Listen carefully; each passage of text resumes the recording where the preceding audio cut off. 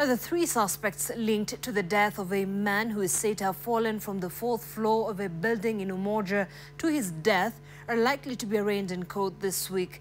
Two men and one woman who are suspected to have a hand in the death of the 32-year-old are held at Matopeni Police Station in Kayole, Nairobi, with the victim's family keen on establishing why he was killed. When her phone rang on Thursday morning at around 3 a.m., Jane Sambe, the deceased sister, suspected that all was not well at her brother's home in Umoja.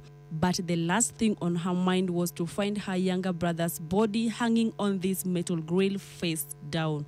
She says that in retrospect, how her sister-in-law broke this news to her was questionable, to say the least.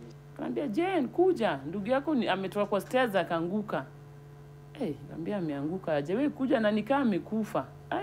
Jane maintains that the relationship between his brother and wife of 10 years could be best described as a violent one.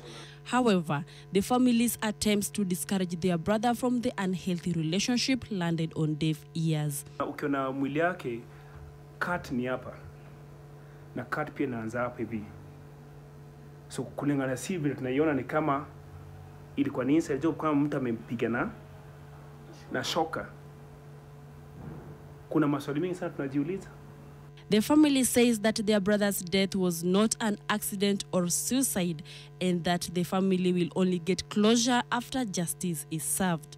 Achieng Wimbley, NTV.